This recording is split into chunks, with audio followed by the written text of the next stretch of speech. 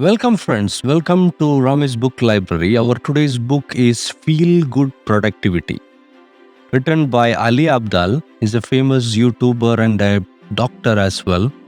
So, published by Celadon Books. The book is mentioning how to do more of what matters of you. So it covers actually the productivity expert. If you somehow following Ali Abdal in YouTube and all, he's well known for productivity tips and all. So this is something like a compilation of almost 3 to 4 years of his learnings. He just compiled it. So book got a couple of chapters, 8 to 9 chapters. It's divided into 3 parts. First is energize, one part which is having a couple of chapters, and then unblock, and the third one is sustain. And also through the book we have getting the chapters like play, power, people, seek clarity, find courage, get started, conserve, recharge, align. That's all something about the chapters and all. So if you're someone trying to just do more of what matters to you, then this book is for you. Let's get started. Chapter 1 about play. Richard Feynman is one of the famous scientists ever lived, and he is a multi-talented genius. But in 1940s, you know his contribution to quantum mechanics and World War and all these things. But during 1945 or 1940s, he was a professor in Cornell University, and 1945 his wife Erlene died, and he lost interest to physics. Yes, he was still a professor. He is going to the university and teaching physics, but he lost interest on that. He used to explain that he even go to library, but he read Arabian Nights. So that was a situation like he's teaching, then going back, he's lost interest, or physics is not attracting him. And one day, a bizarre incident happened. He was sitting on a cafeteria and a group of students was wobbling a plate in the air. So the plate was just wobbling, and he just was so much surprised seeing that the logo of Cornell University logo on the plate was actually moving faster than the wobbling plate. That actually perplexed Feynman, and he tried to just give his interest to that topic, and he even make an equation for that wobbling plate. Some of his colleagues asked him why you are making an equation for a wobbling plate in the students in the cafeteria. He told, it's just fun, I don't mind anything like that. So that was Feynman doing that. But fortunately, or something like adventurous wise, this was actually a breakthrough for creating his Nobel Prize winning electrodynamics theory, how light and particles, even he was that actually influenced him to understand about the wobbling neutron electron inside an atom. So that play is inherent in all of us, but when we lost play, then everything else is just boring. Everything else is so serious, and we don't try to get much out of it. That is actually not only to Feynman, it is same for Da Vinci, it is same for Watson and Crick, who invented or who just explored the DNA. It is same for one of the most or one of the largest number of patents awarded to an inventor, Thomas Alva Edison. He told that I never did a day's work. It was all fun. It was all play. So that play was inherent there. So the point Ali Abdul is trying to make is that curiosity is one important thing that actually drive Feynman to just take that plate into consideration. Then adventure, that's also part of it. And also, if you look at it, he tried to make equation for that wobbling plate. He don't mind what it is. He enjoy the process, not the outcome. He did not just try to enjoy the outcome of wobbling plate equations and all. And also, you don't have to take low stakes on the failure. Don't have to take much stakes on what will happen.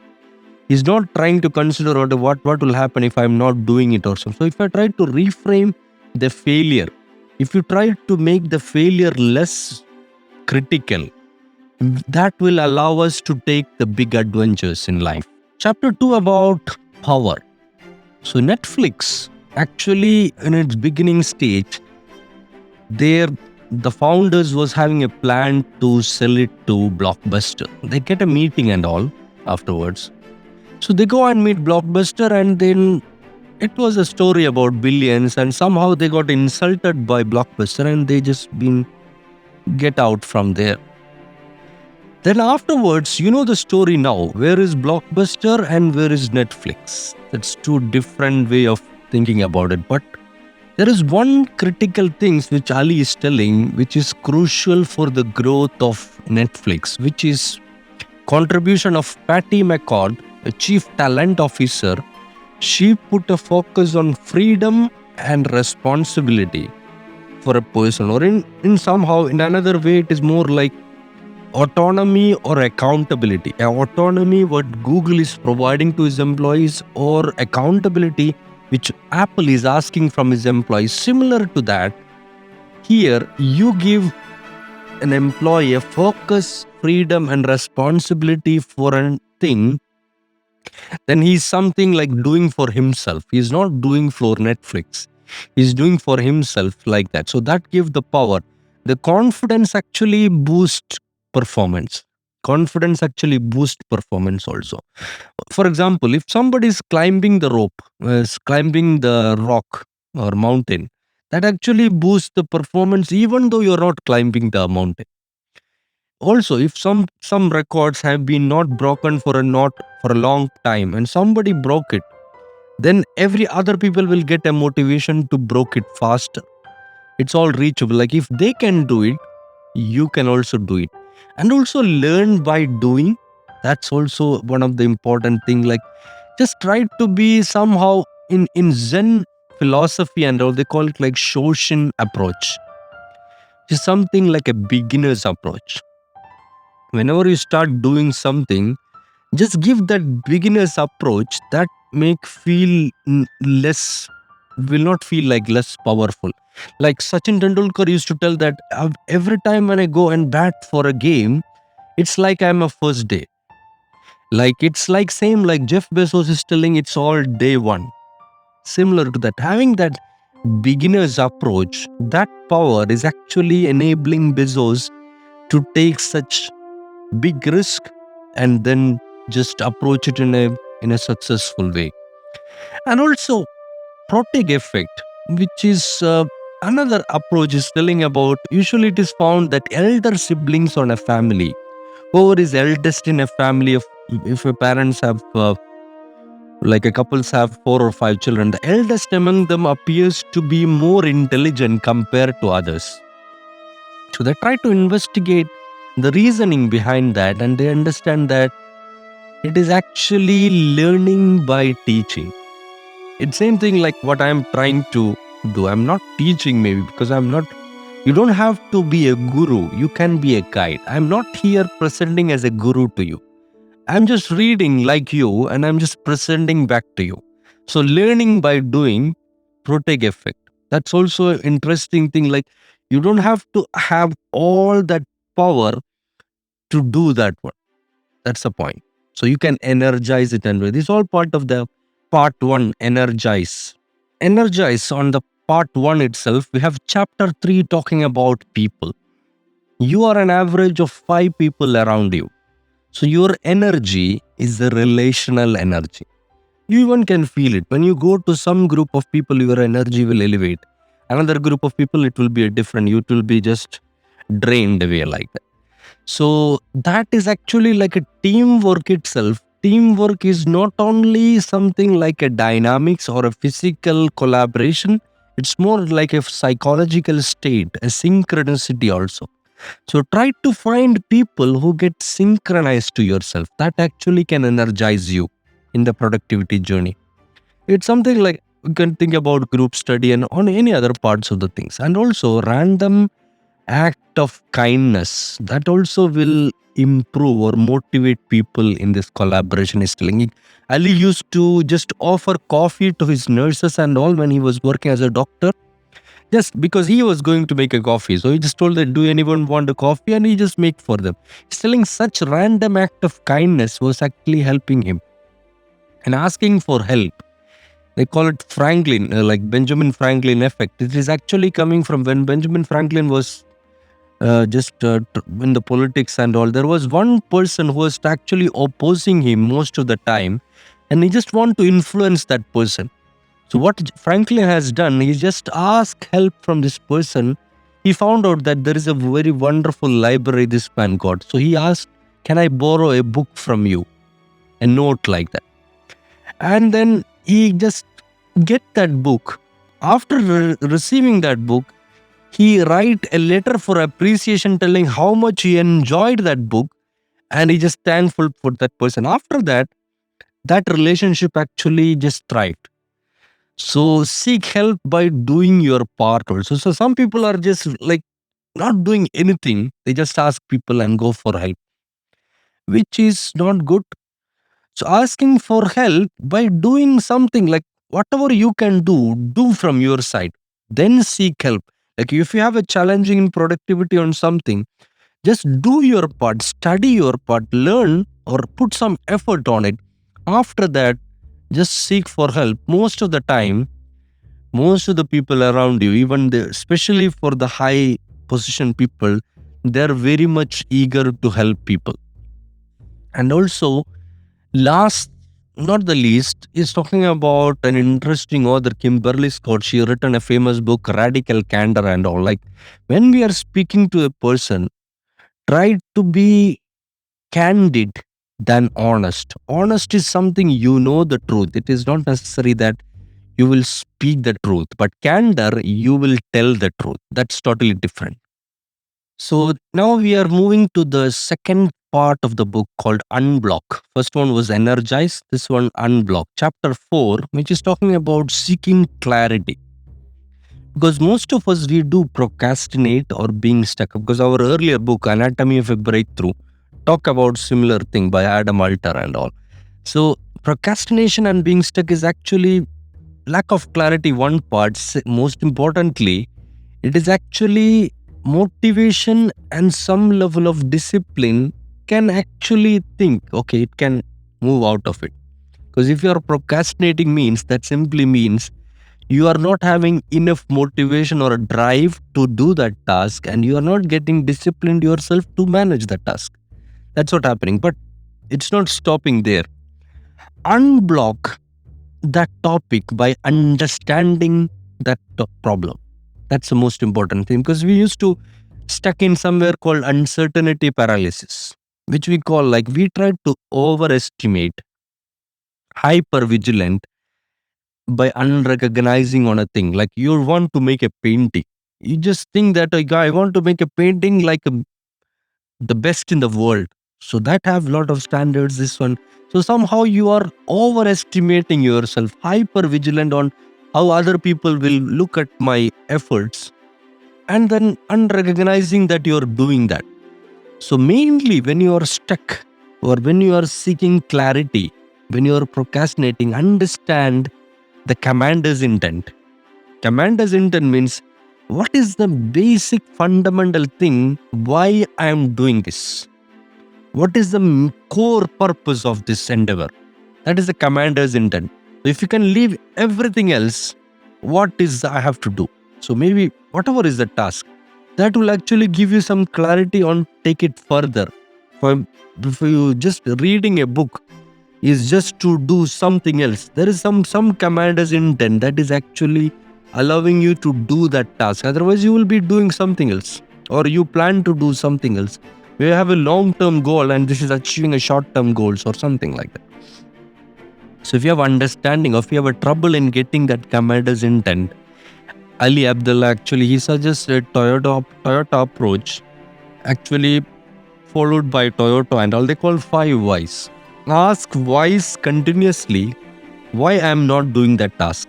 Then you will get an answer, because I am not getting interested, or I am just watching videos or Netflix or something else. Then, okay, why I am watching that videos? Because I'm not getting interested in that same level of interest in books. So why I am not getting interest in reading the books? Then you'll understand, okay, because that is not getting motivation or understanding. I'm not getting that much interest or relaxation in watching a movie and watching a book. So how can I get relaxation in watching or interest in watching, reading a book? So that way you dig deep, at least 5 whys, you will understand that commander's intent, or you'll understand that root cause of the problem. Then convert that why to what. What is the topics and all. And finally, take it that what to when. So that way you can somehow seek clarity and also time block it.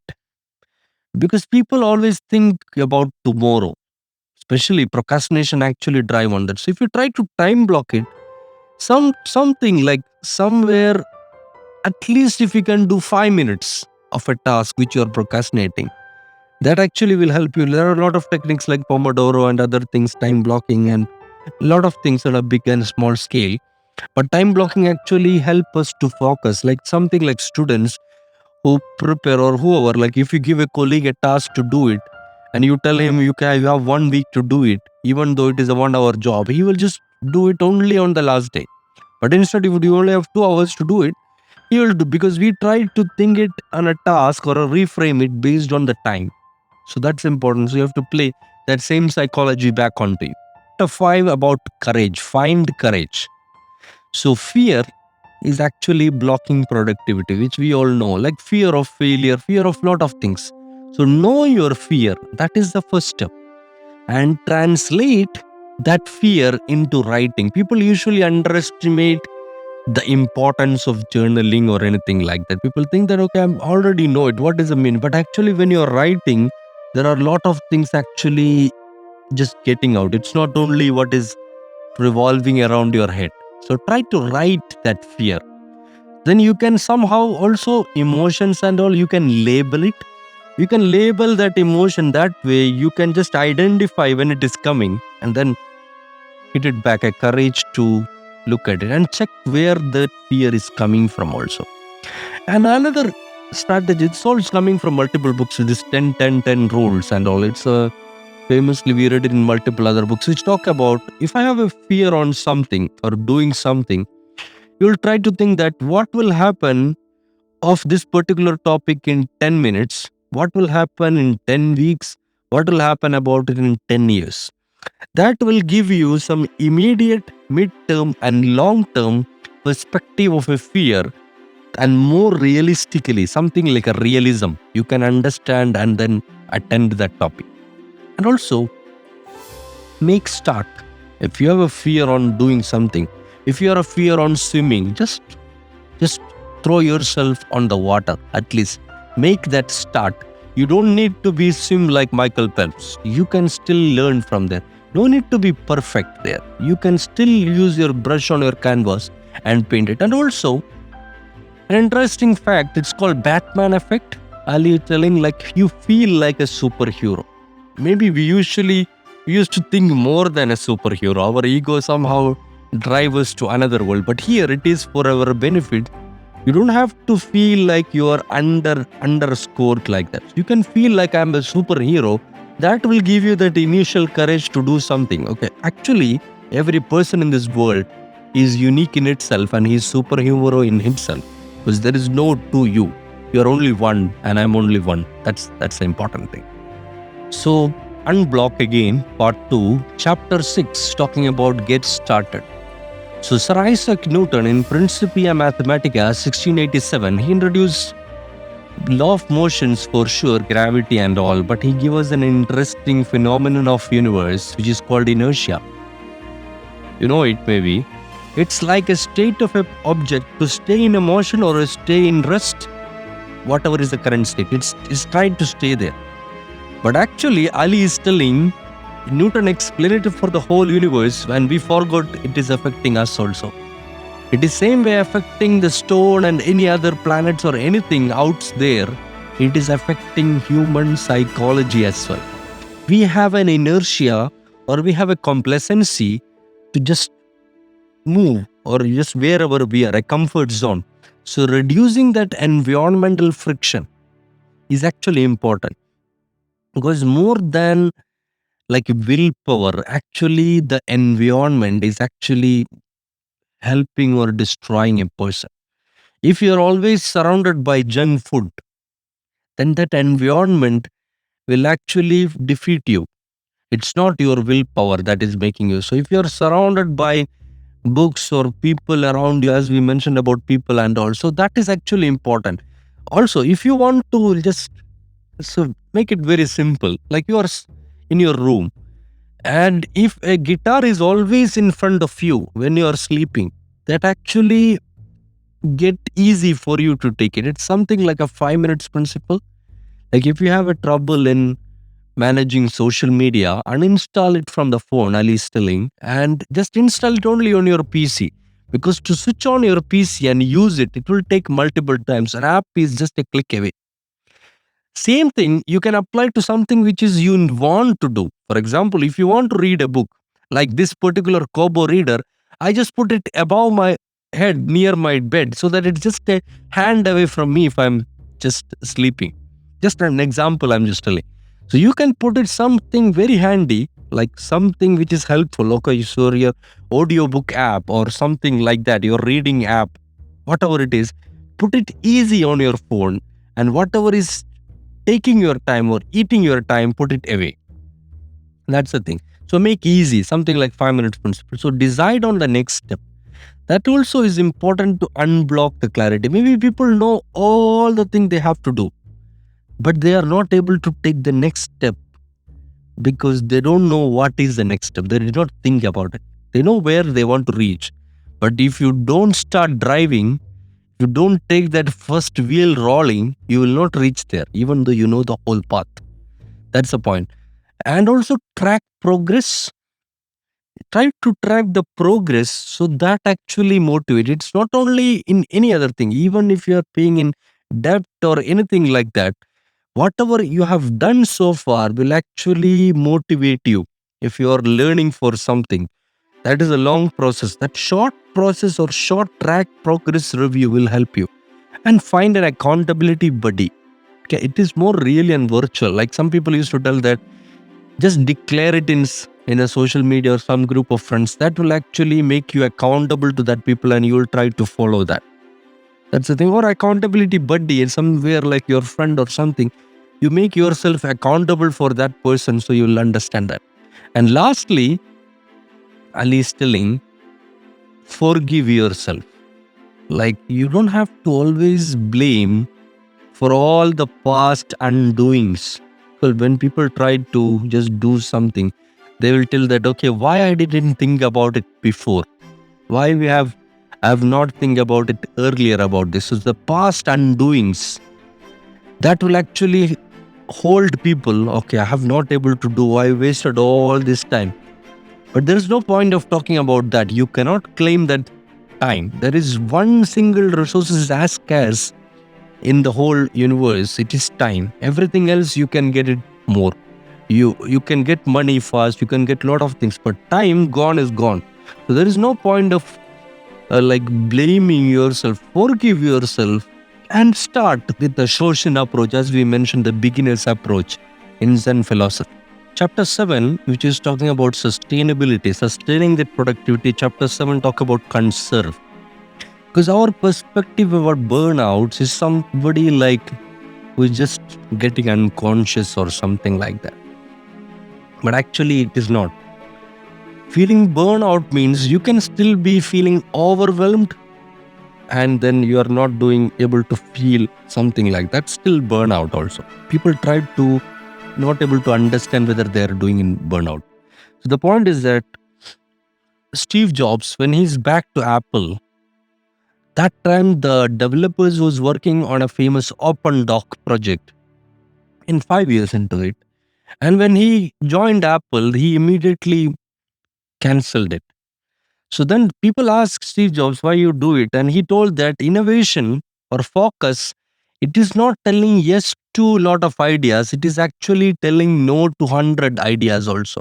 So there is an opportunity cost available on that. So you can resist the distraction. That is also important. And adding friction to that. That's also important. And also schedule breaks. It is productivity doesn't mean that you have to work 16 hours a day, 365 days a year. It is not. It is actually not a luxury. It is not a treat. It is a necessity to have a break.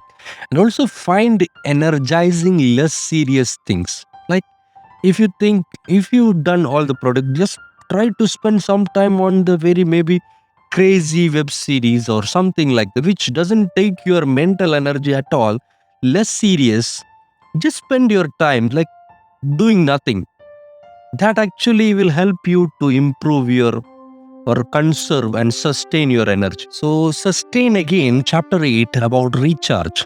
So creativity can recharge you like a painting on a canvas can recharge you, or singing something or doing anything creative endeavor actually can recharge you. It's give you some level of sense of competence and autonomy. So as you mentioned, a hobby is a good way to recharge yourself. Like even Ali Abdal have a day work. That time he started YouTube. Even myself, I have a day work like in a week, and during the weekend I'm just summarizing this book for you. A hobby is something like to recharge and to sustain that one. And also nature, because I have a habit previously when I was learning the Wordsworth poem Daffodils. I just tried to just sing that poem in the mind and looking at the nature. Maybe it's crazy thing, but I'm just still trying to tell a point. Like Ali is telling, the nature has the power to recharge yourself. So just telling, adding something to Ali more, you can sing something about the nature and then be with the nature. That's important. And taking walk. Taking walk has been done by a lot of people. We have discussed in our earlier books and all. That actually improve your creativity and recharge also. It is done by Immanuel Kant, Albert Einstein, a lot of people. So, and opposite of mindfulness, we are talking about mindfulness. That is actually helpful is when you have a trouble or something like that. But mindlessness is also important, because if your mindfulness means you are fully into the mind, so you are not allowing anything else to be occupied. But mindlessness means you are leaving your mind. There is nothing out of. And lastly, he's talking about rate of principle. He's telling that it is like a day without any achievement. So it's something like you just spend a day, because so for example, 6 days you are putting yourself day in and day out and put all your effort. 7th day, just make it consider a day of nothing. Don't do anything. Mostly we all have weekends and all. We try to do maybe work also there. So that instead of doing that, rate of principle is telling a day without any achievement. Try to do that. That will actually recharge you. So sustain, again the part 3, chapter 9, which is the last chapter, talking about alignment. Align. So this one is more talking about extrinsic motivation, misalignment, burnouts and all. And also thinking about death, or thinking about an end in the beginning. Actually clear your view and focus. Even Steve Jobs in his famous speech in Stanford and all, he explained that one. So align goals to short goals. So that's also important. If you have a long goals, then like end goal and mean goal, which Vision used to talk about, similar things. So somehow align your goals to the short goal, or convert your long goals into short goals, and then understand that. So that's somehow the conclusion, or a quick valuable summary of the book. If you find value on this summary, hit subscribe and motivate us. Also recommend us on this, and we strongly recommend you purchase the book, and then we'll add the link in the description. And after you reading the book, if you get some good insights which we missed to add, please try to add it in the